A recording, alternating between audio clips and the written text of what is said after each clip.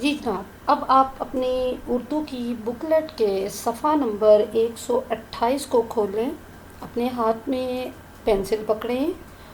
میں اس پیراگراف کی ریڈنگ کروں گی اور آپ جو ہیں وہ میرے ساتھ ساتھ ریڈنگ بھی کریں گے۔ ریڈنگ کرنے کے بعد میں اس کے مشکل الفاظ کے معنی آپ کو بتاؤں گی، اور ان مشکل الفاظ کو آپ اسی بکلیٹ پہ انڈر لائن کریں گے اور بکلیٹ کے اوپر ہی اس کے معنی لکھیں گے، جو کہ میں چیک کروں گی۔ ٹھیک ہے، چلیں جی۔ حضرت عمر بن عبدالعزیز رحمۃ اللہ علیہ، آپ کو بڑی اچھی طرح پتہ ہے رے اور ہے کا کیا مطلب ہے۔ رحمۃ اللہ علیہ اور رحمۃ اللہ علیہ کا مطلب ہے اللہ تعالیٰ ان پر اپنی رحمت فرمائے۔ 61 ہجری میں مدینہ منورہ میں پیدا ہوئے۔ آپ کی والدہ کا نام عاصم تھا۔ آپ حضرت عمر فاروق کی پوتی تھیں۔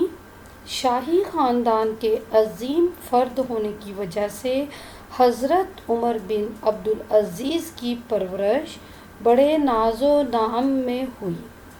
مدینہ منورہ کے معروف عالم دین یا عالم صالح بن کیسان آپ کے استاد تھے۔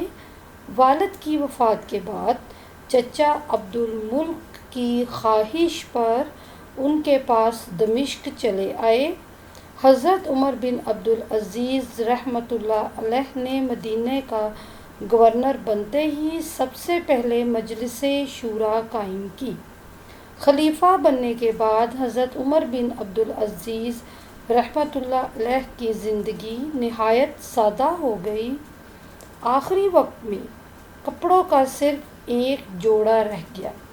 مرض الموت کے وقت مسلمہ بن عبد الملک نے آپ کی بیوی فاطمہ سے کہا، قمیص بہت میلی ہو چکی ہے، لوگ عیادت کو آتے ہیں، دوسری بدل دو۔ وہ خاموش رہیں۔ جب دوبارہ کہا تو فرمایا، خدا کی قسم اس کے علاوہ اور کوئی قمیص ہے ہی نہیں۔ ٹھیک ہے، چلیں جی۔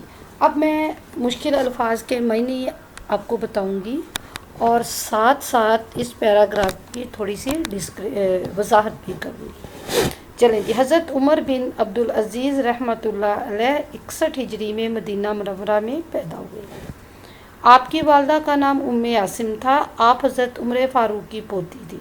شاہی خاندان کے عظیم فرد یعنی حضرت عمر بن عبدالعزیز، جیسا کہ میں نے آپ کو اس پہلی سلائیڈ میں یہ بتایا، پہلی ویڈیو میں بتایا، اس کے علاوہ حضرت عمر بن عبدالعزیز کے بارے میں نے ایک اور ویڈیو بھی اپلوڈ کی ہے جو کہ انفارمیشن کے لیے ہے۔ آپ اس کو بہت غور سے سننا اور انفارمیشن کلیکٹ کرنا۔ یعنی آپ شاہی خاندان کے فرد تھے اور آپ کی پرورش بڑے ہی لاڈ اور پیار میں ہوئی۔ ناز و نام، لاڈ اور پیار میں ہوئی۔ مدینہ منورہ کے معروف مشہور یعنی عزت والے، جو بہت مشہور تھے، جو اپنے کام کے ماہر تھے، عالم صالح بن کیسان آپ کے استاد تھے۔ والد کی وفات کے بعد یعنی جب آپ کے والد وفات پا گئے، آپ چھوٹے سے تھے جب آپ کے والد وفات پا گئے، تو آپ کے چچا نے یہ خواہش کی کہ آپ ان کے پاس دمشق چلے آئیں۔ حضرت عمر بن عبدالعزیز جب مدینہ کے گورنر بنے تو آپ نے سب سے پہلے مجلس شورا قائم کی۔ مجلس شورا یعنی ایسی کمیٹی قائم کی جو کہ کوئی بھی مسئلہ ہوتا تھا اس پر مشورہ کیا جاتا تھا۔ وہ کوئی 8-10 ممبر ہوں گے نا، تو وہ ایک مسئلے پہ اپنا مشورہ دیتے تھے، اور جو مشورہ سب سے زیادہ کامن ہوتا تھا وہ مان لیا جاتا تھا۔ خلیفہ بننے کے بعد حضرت عمر بن عبدالعزیز رحمۃ اللہ علیہ کی نہایت سادہ زندگی ہو گئی۔ یعنی آپ شاہی خاندان سے تعلق رکھتے تھے، بڑے لاڈ پیار میں آپ کی پرورش ہوئی، بہت لاڈ پیار میں زندگی گزری، لیکن جیسے ہی آپ مدینہ کے گورنر بنے، خلیفہ بنے، تو آپ نے اپنی زندگی سے ساری سہولیات ختم کر دیں اور نہایت سادہ زندگی بسر کی۔ یعنی جب آپ کے پاس صرف کپڑوں کا ایک جوڑا تھا، وہی دھوتے تھے اور وہی پہنتے تھے۔